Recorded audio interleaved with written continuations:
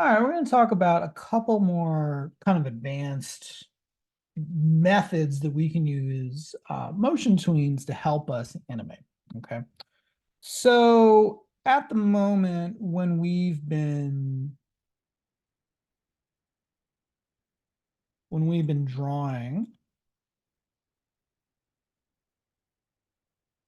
we've been having characters that go from like left to right, right to left, bottom to top, top to bottom.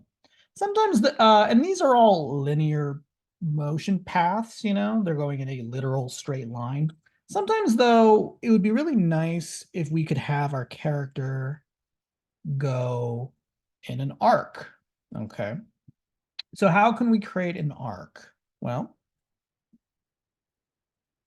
I'm going to click here and let's take a look at our motion path. I'm just changing the color of it to make it a little easier to see. So this is our path, okay? And it might be a little hard to see, but you'll notice that there's actually these smaller dots, and then there's these bigger filled in dots, okay?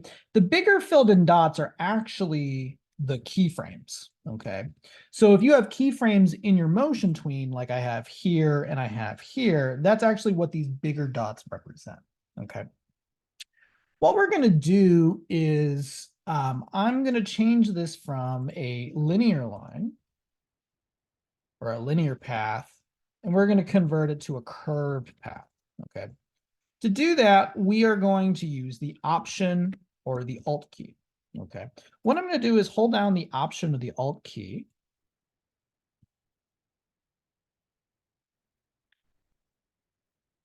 And to do this, we're going to grab the subselection tool.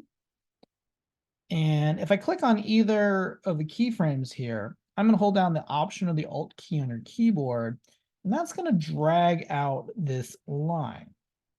Okay, this line here, this is a vector graphics thing, and it's called a Bezier handle. The Bezier handle controls the direction and the intensity of your curve or your arc. Okay. So the way it works is the smaller the handle, the smaller the curve.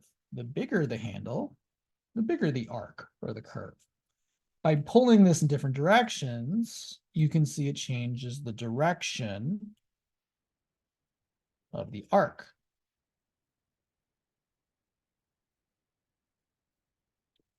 If you want to get rid of this, turn it back to a linear line, simply take this and drag it back to the keyframe itself, and then it goes back to a general linear direction. Okay. I want to create an arc that goes like this, so I'm going to hold down the Option, the Alt, pull out a Bezier handle. Now this Bezier handle controls the direction coming out of this point. You can also grab one from the other way. So I have two Bezier handles now going on, and I can play this around. So now I'm getting this curve that kind of is going up and then down. Okay. I don't quite want it like that, so I'm going to go back and just kind of move this. And I kind of want the arc to be kind of like this. So this is a nice arc. Okay. Like I said, if I want this to go back to being a linear line, take your Bezier handles and drag them back in. That will make a linear line there. Okay. All right. So everything we've done so far has been what I would, let's say we're having a character move from the left side of the screen to the right side of the screen. Okay.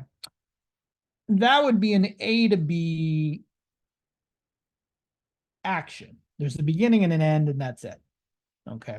What we're going to do is try to create something a little more complex. So it goes from A to B, and then B to C, and then C to D. Okay. This is a little more complex action, and we can actually do all of this in our single motion tool. Okay.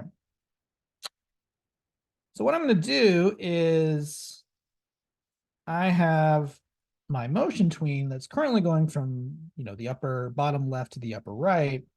What I'm going to do is go to frame 10. And remember that anytime you're above this motion tween, if you highlight the symbol and make a change to it, like a position change, rotation change, scale change, whatever, that's going to automatically add a keyframe. So now this is point A, this is point B, and then this is point C. So now my character is going to kind of go in an angle like that. Okay. I'm going to put my time marker at frame 20, and let's once again just kind of move this down. That's going to make, this is point A, this is point B, this is point C, and this is point D. Okay.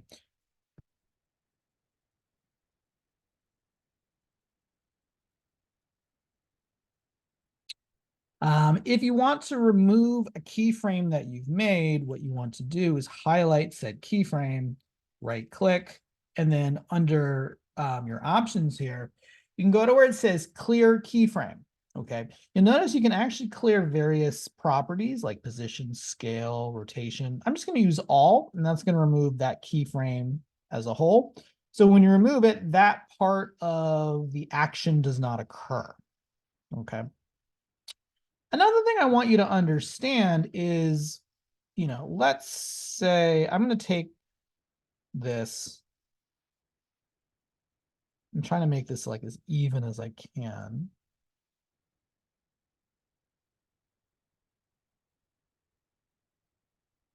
Okay. So my character starts here in the middle, it's at the top, and then at the end, it's at the bottom right, right? At any point, you can always take a keyframe and move it. So I can highlight this one keyframe and move it to the left or move it to the right. Okay. Now, by doing that, let's say I would, I'm going to drag it from the middle and I'm going to drag it closer to here. Okay. Let's play back this animation. And what's going to actually happen is point A to point B is going to happen really fast. And then point B to point C is actually going to go slower than the way it normally went. Now, why is that happening? Well, the answer is once again speed. Okay. Speed is distance divided by time. So the distance is this literal distance, but the time, when you have two keyframes that are closer to each other, there's less time to do the action. So the only way to do the action is to go faster. When there's more space between two keyframes in your timeline, it has more time to do the action, so it actually goes slower. So moving this to the left, this first action goes faster and the second one goes slower. Okay. If I take this keyframe and I drag it to the right, now what's going to happen is point A to point B is going to go slower, and point A to point B was going to go slower. Point B to point C will go faster. Okay. So just note that like you can move around keyframes, but by moving the keyframes, it changes the speed because it changes the amount of time that the character has to do a particular action. Okay. So just be aware that, the general rule of thumb is when two consecutive keyframes are closer to one another, the action goes faster. When two consecutive keyframes are farther from one another, the action goes slower. Okay.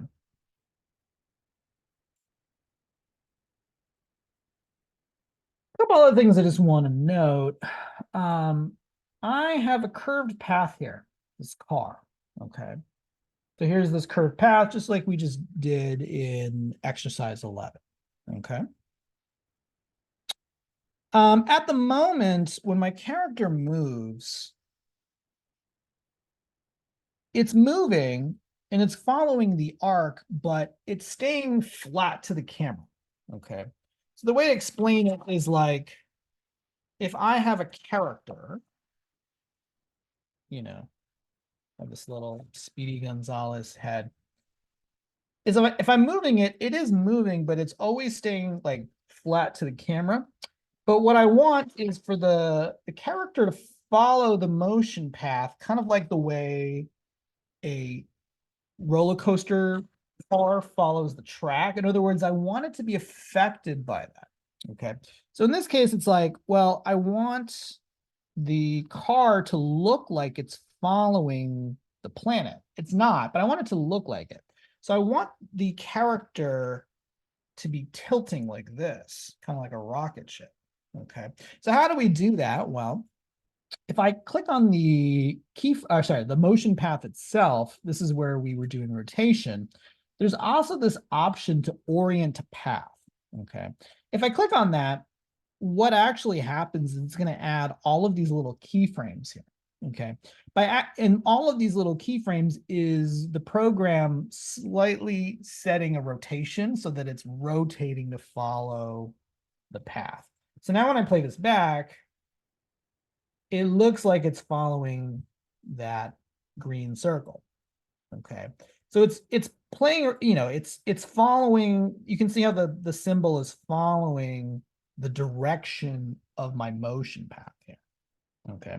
You don't like that, you want to just turn it off, just literally go back, uncheck this, and it should go back to normal. Okay. So like for instance, let's say I'm going to come back here. Let's do little, let's pretend there's like a little bit of an arc here.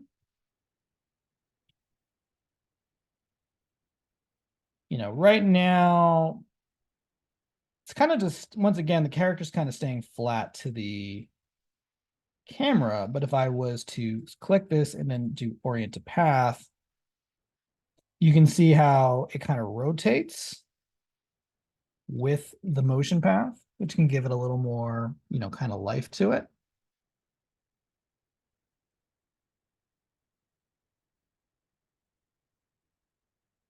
Okay. So there's things to think about. All right. Another thing we can do is do what's called a camera animation. Okay. So I have this scene here.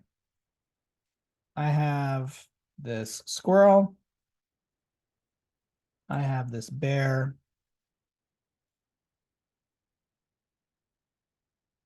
I have a background here. Okay. Now, let's just say that, let's say that I want to sort of quote unquote zoom in on this character. I could take the bear and, we could try to do like a scale, right? Actually, I guess did I select the right one?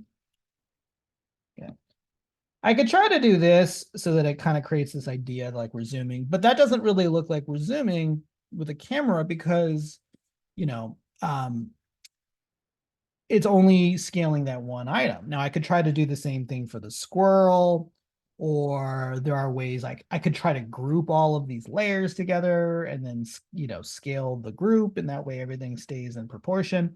There's actually an easier way to do this.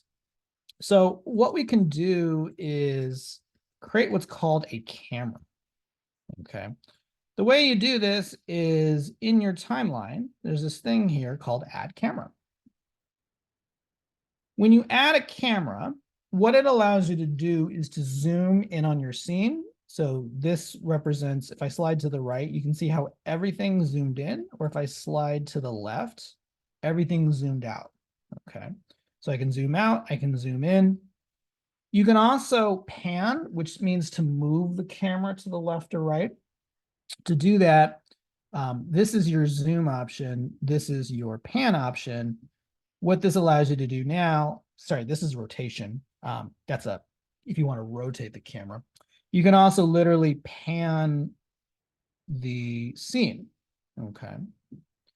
Now that's fine and everything. So I could, let's go back to zoom. I could zoom in here on the bear, play back my animation, and it zoomed in already, which is fine. But what's really interesting is you can actually animate this using a motion tween. So this is my camera layer. What I'm going to do is insert a motion tween. And I'm going to start with my camera zoomed out. And then what I'm going to do is at here, I'm going to zoom in. And I'm actually going to zoom in on, I'm going to pan the thing around so that it's focusing on the bear. So now I'm zooming in on the bear. So what's nice about this is, first of all, it automatically does the whole scene. So it's like doing the squirrel layer, the bear layer, the landscape layer. It also allows me to animate the bear layer independently. So for instance, I'm going to take this bear layer and let's just do one rotation. Okay. So I'm just going to turn the camera off temporarily.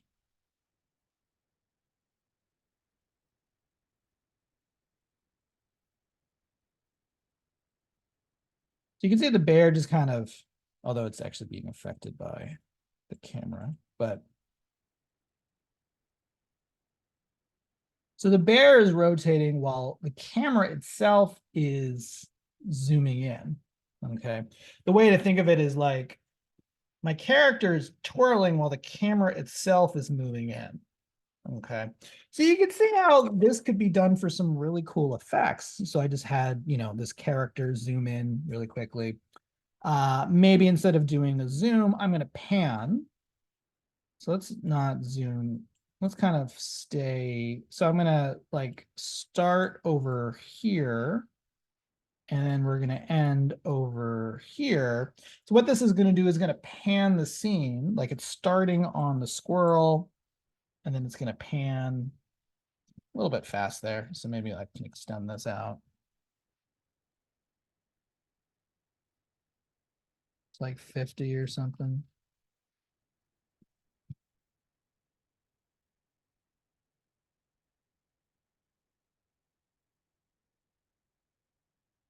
All right. So this is some, fun, interesting ways of using motion tweens. Okay, you can see how powerful motion tweens really are. All right, last thing I'm going to do.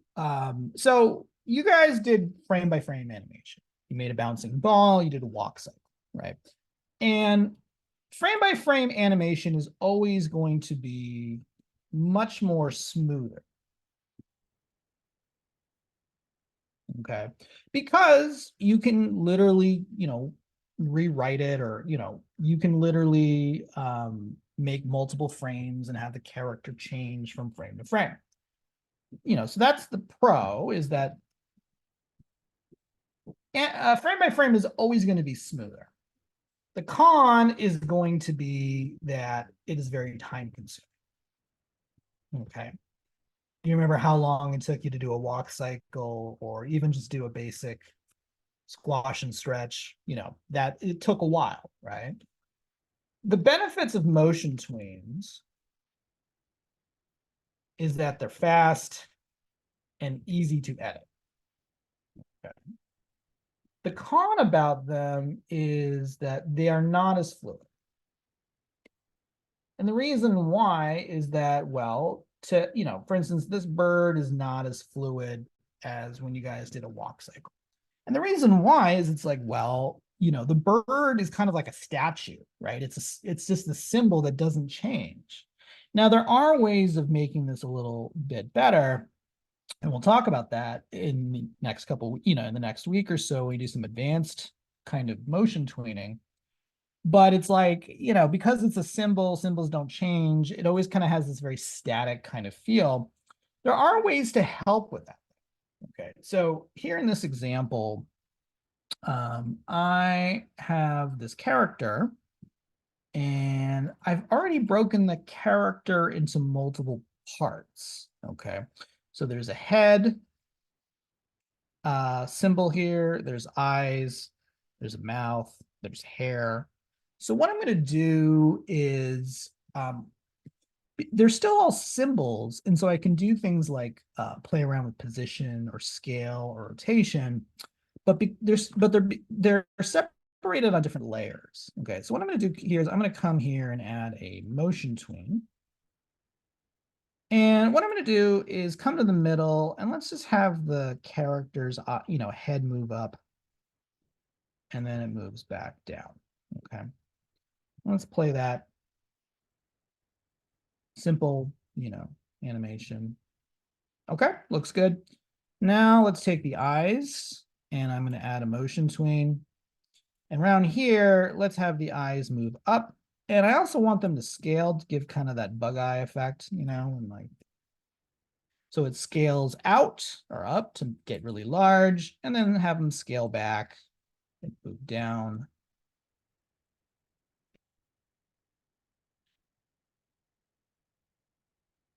Okay, there you go. Now let's do something with the smile. I want the smile to kind of rotate a little bit. So I'm just going to have it kind of rotate and then go back.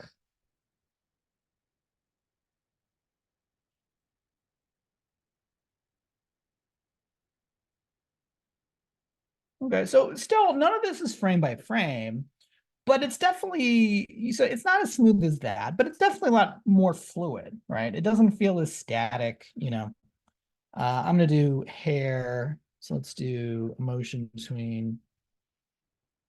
And I actually want the hair layer below the eyes because the eyes are actually going to come in front of the hair. I want the hair to go up a little bit and then back down.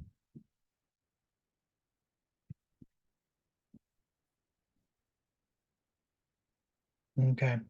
So just to show you that there are ways of using motion tweens to give a character more life. Okay. You could just do something like this where it's just one object and you're moving it, you're changing the scale, you're changing the position, you're changing the rotation or alpha.